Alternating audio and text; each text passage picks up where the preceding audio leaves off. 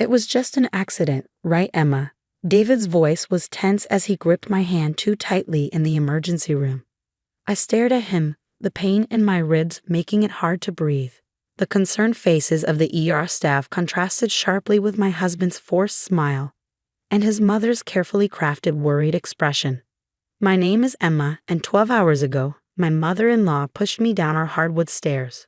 Now I was lying in a hospital bed with 3 broken ribs, a sprained wrist, and a collection of bruises that made me look like an abstract painting. Tell them you tripped, dear. Patricia, my mother-in-law, chimed in sweetly. You've always been a bit clumsy. Her perfectly manicured hands clutched her designer handbag, her wedding rings catching the fluorescent light as she gestured dismissively.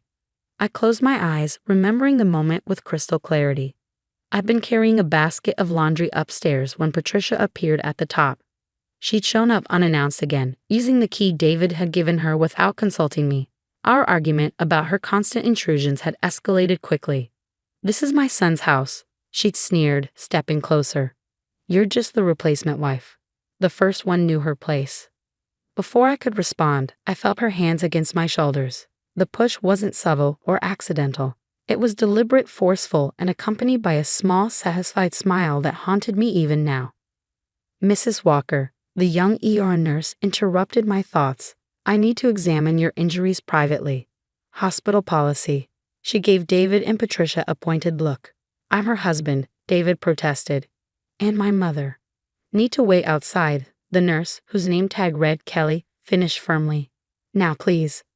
Once they left, Kelly's professional demeanor softened. Emma, I need you to be honest with me. These injuries are consistent with a fall, but the pattern suggests you were pushed. Did someone push you? I hesitated.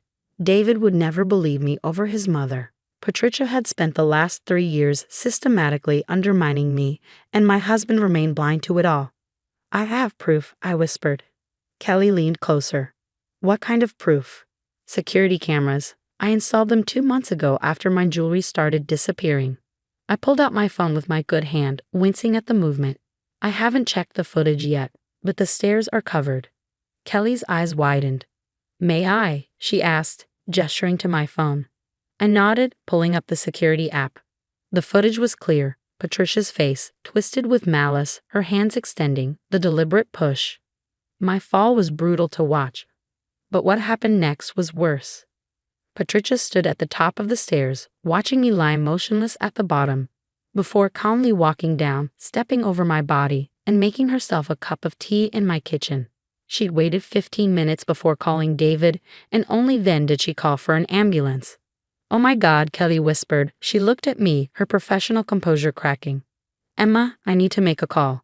This is attempted murder. My husband won't believe it, I said softly. He never does. He won't have a choice this time, Kelly replied, her jaw set. I'm calling the police. This isn't just domestic abuse. She waited before getting you help. She wanted you to be hurt badly. As Kelly stepped out to make her call, I heard Patricia's voice in the hallway. David, darling, maybe we should look into putting Emma in therapy. These accusations about me, her paranoid behavior with those cameras. It's not healthy. I know, Mom. David's response made my heart sink. Once she's better, we'll get her the help she needs. I closed my eyes, tears sliding down my cheeks. 3 years of gaslighting, of having my things moved or broken with David telling me I must have misplaced them, of Patricia's snide comments and David's dismissals. But this time was different. This time I had proof. Kelly returned with 2 police officers. Through the small window in my hospital room door, I saw Patricia's perfectly composed face crumble as they approached. David looked confused, then angry as one officer took out a notebook. Mrs. Walker, Kelly said, holding my phone, would you like to press charges? I took a deep breath, ignoring the pain in my ribs. Yes, I said firmly. Yes, I would. Patricia's indignant screech echoed through the hallway as the officers began questioning her. This is ridiculous. David, tell them your wife is unstable. But David wasn't looking at his mother. He was staring at my phone screen, watching the footage play out in horrible clarity. His face had gone pale, his hands trembling as he watched his mother, the woman he'd always defended, try to kill his wife. The next few days passed in a blur of police statements, medical examinations, and uncomfortable silences. I was released from the hospital with strict instructions to rest and a prescription for pain medication that made the world feel slightly fuzzy around the edges. David insisted I come home, but I chose to stay with my sister Kate instead. He let her have a key to your house without asking you. Kate fumed as she helped me settle into her guest room, and he's been defending her behavior for 3 years. Emma, I knew it was bad, but this? I watched her arrange my medications on the bedside table, thinking about the past 3 years. The missing jewelry that Patricia had claimed I must have misplaced. The family heirlooms that disappeared when she visited, only to show up in her house as things David gave her. The constant comments about my housekeeping, my cooking, my appearance, all met with David's standard response. Mom's just trying to help. My phone buzzed again. Another message from David. Please come home. We need to talk about this. Mom's been arrested, and they're treating her like a criminal. She is a criminal, Kate snapped, reading over my shoulder. She literally tried to kill you. The preliminary hearing was scheduled for the following week. The evidence was damning, not just the security footage, but the hospital records showing Patricia's deliberate delay in calling for help. The detective assigned to my case, a no-nonsense woman named Detective Martinez, had more questions. Mrs. Walker, we found something interesting while executing the search warrant at your mother-in-law's house, she said, spreading photographs across the table. Do you recognize these items? My breath caught. There, neatly laid out, were all my missing possessions.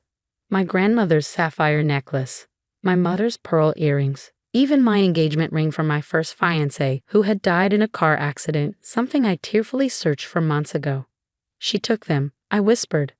All those times she said I was careless, that I lost things. We also found this. Detective Martinez slid another photo across the table. It was Patricia's phone, open to a text conversation with David from 3 months ago. Emma's becoming a problem. She's not good enough for you. Remember Karen? She knew her place. We need to do something about this one. Karen, David's first wife, who had mysteriously fallen down the same stairs 5 years ago. She had survived but moved away immediately after, divorcing David and refusing to speak to anyone about what happened. We've contacted Karen, Detective Martinez said quietly. She's willing to testify.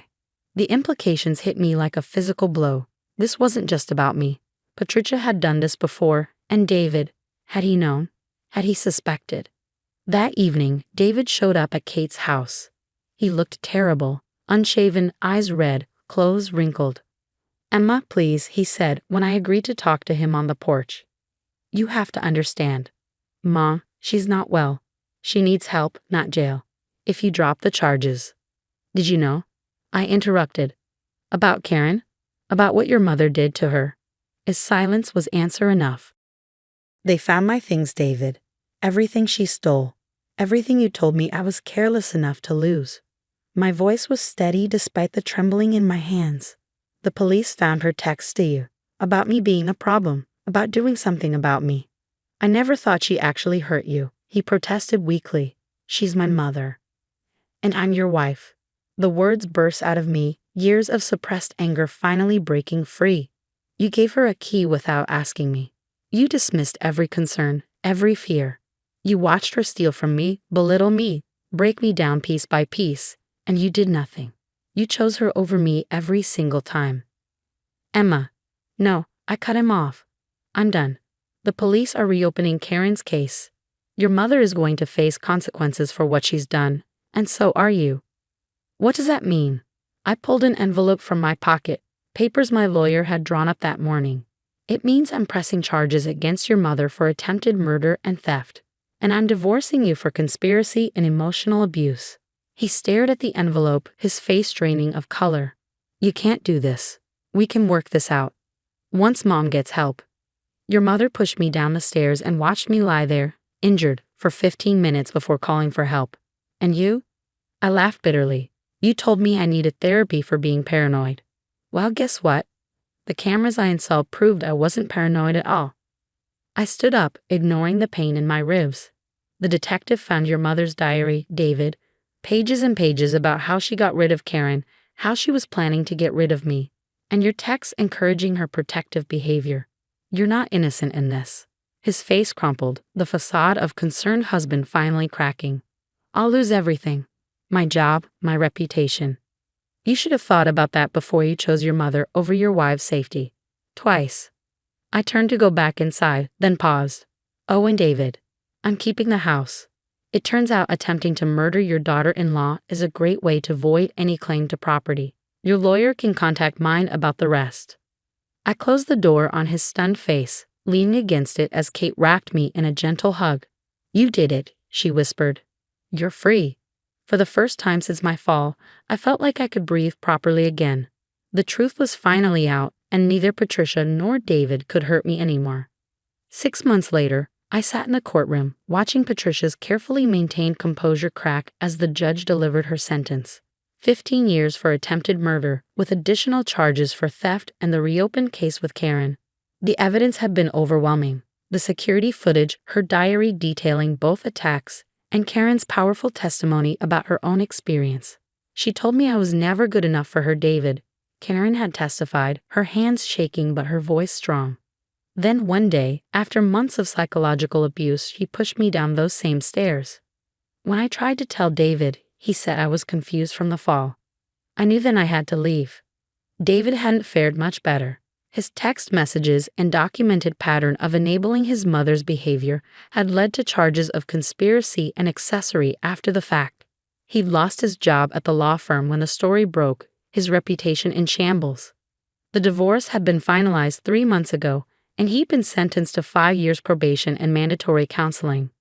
As the bailiff led Patricia away, she turned to look at me one last time. The hatred in her eyes was still there, but now it was tinged with something else. Defeat. She'd lost everything. Her freedom, her social standing, and most importantly, her control. You did the right thing, Detective Martinez said, touching my shoulder gently as we left the courthouse. Your case has encouraged 3 other women to come forward about similar experiences with their mothers-in-law. You've started something important here. I thought about those other women as I drove home to my newly renovated house. The first thing I'd done after the divorce was replace the stairs, not out of fear, but as a symbol of reclaiming my space. The security cameras stayed though, a reminder that trusting my instincts had saved my life. My sister Kate had helped me redecorate, removing every trace of Patricia's influence. The stolen items she'd taken from me now sat proudly displayed in my bedroom, each one a testament to my resilience. My grandmother's sapphire necklace caught the light as I passed my dresser, no longer hidden in Patricia's jewelry box. The doorbell rang. Karen, right on time for our weekly coffee meeting. We'd formed an unexpected friendship during the trial, bonding over our shared experiences and recovery. The house looks amazing, she said, settling onto my new couch.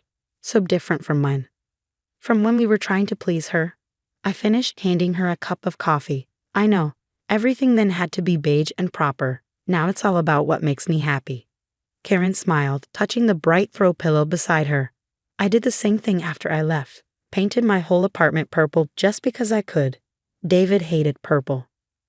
We shared a knowing look, both understanding the small acts of rebellion that helped us reclaim our lives. Have you heard? Karen asked, pulling out her phone. They're starting a support group for women with abusive in-laws. They want us to speak at their first meeting. I looked at the website she showed me, breaking the silence, recognizing and responding to in-law abuse. The homepage featured resources, warning signs, and stories from survivors. We should do it, I said, surprising myself with my enthusiasm. If I had known about other cases like ours, maybe I would have installed those cameras sooner. Speaking of cameras, Karen grinned, that security company that supplied your system. They want to feature your story in their new domestic safety campaign. Apparently, their sales of indoor security cameras have tripled since your case made the news. I laughed, thinking about how Patricia had always hated technology.